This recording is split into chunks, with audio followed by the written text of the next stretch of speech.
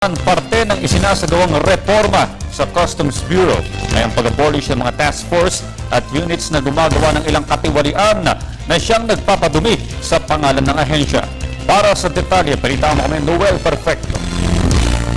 Matapos magpatupad ng reassignment ng mga operatiba ng Customs Intelligence and Investigation Service, agad rin nilagdaan ni Commissioner Rufy Biazon ng isang direktiba na nag-abolish ng mga task forces, units at ad hoc committees na ani ay nagsasagawa ng duplikasyon ng trabaho ng mga existing intelligence units.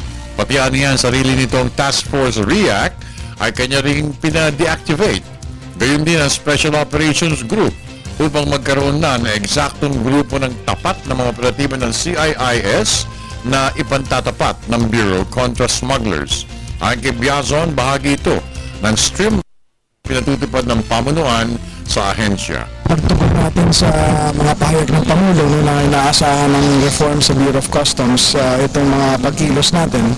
So sa ating meeting kahapon sa Intelligence Group, nagbigay tayo ng mga bagong direktiba na nais natin ipatupad nila, particularly para doon sa enforcement natin ng Tariff and Customs Code, at saka yung mga anti-smuggling operations natin.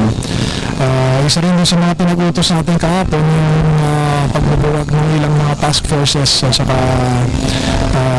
ad hoc groups na binuo over the years. Nakita natin na may redundancy na nagagamit din kuminsan sa mga pang-aabuso, pinapabuwag natin din. Pinakalayunin ng reassignment ng intelligence operatives ay mabago na ang imahe ng opisyalis at kawani ng adwana, kung saan mismo ang Pangulong Pinoy ang nakapuna ng pagkukulang ng dibisyon kontra smugglers at ang pagkuha ng inaasam na revenue target collections ng adwana. Mahirap yung pagbabago, lalo na sa isang institusyon o sistema na talagang matagal na rin ang problemang hinaharap. Pero makakasiguro naman ang taong bayan na sinisikap natin na may sa katuparan ang isang sustainable at saka long-lasting reform, hindi yung panandalian lamang. Sinabi naman ni CIIS Director Attorney Dino Tuason na minamadali rin ito ang listahan ng operations at regional offices ng CIIS nationwide para naman sa evaluation ni Commissioner Biazon at posibleng paglilipat ng mga ito sangayon sa pinatutupad na pagbabago ng Customs Bureau. Mga operating units of the different law enforcement units dito sa Bureau of Customs nagkakaroon ng overlapping of functions. So we just have to streamline. We will not be terminating people, we will not be terminating services, but rather streamline ang operations. Nagbigay rin ng kanilang mga reaksyon ang iba pa mga division heads ng intelligence group sa pagbabagong nagaganap sa Customs Bureau. This is a good move on our side for the Commissioner kasi talaga namang dapat na mapigil yung mga redundancy ng mga trabaho dito. In that way, yung pagpapa-abolish niyan, in that way pwede na mga yung ma-concentrate yung mga opisina sa kanilang mga mandate. It's good. It's a good move on the part of the Commissioner and for us too. Ito ay once and for all matatanggal na yung kutsamahan ng ilang CIIS operatives sa mga tiwaling stakeholders. Tama? Yes, definitely. Para sa Telebisyon ng Bayan, ako naman sa Noel Perfect.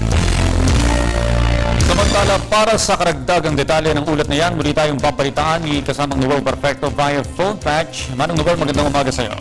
Hello, Mario Aldrich. Tama ka diyan. Yan ang ating susubaybayan ngayong araw na ito. Yung sinimula na nga ng buwagi ni DOC Chief Rufy Biazon ang pagiging malapit na ilang mga opisyalis at operatiba ng Intel Group ng adwana sa mga stakeholders ng muna'y kasangga ng mga sindikato. At syempre pa, para mapatibay din lalo ang mga tapat na operatiba ng Intel Group ng CIIS, ang operational capacity ng mga ito na bantayan, matyagan at ipahinto na ang smuggling activity sa bansa. Kasama rin dito, Audric, ang posibleng paglilipat ng mga key officials ng CIIS-VOC sangayon na rin sa direktiba ng Pangulong Benigno Aquino III, katulad ng Port of Cebu, Port of Manila, CP o Manila International Container Port, NAIA, at ang Port of Davao. Pati na rin ang ilang mga apektuhan reshuffling, pati ang Special Operations Group ng CIIS ay posibleng ma-abolish. Kasama na rin ibang pang mga task forces, ad hoc units at mga grupo na nagsasagawa ng duplication of duties and responsibilities sa mga puerto sa bansa. So yun ang susubaybayan natin. Audrey, good morning. Samang Noel Perfecto.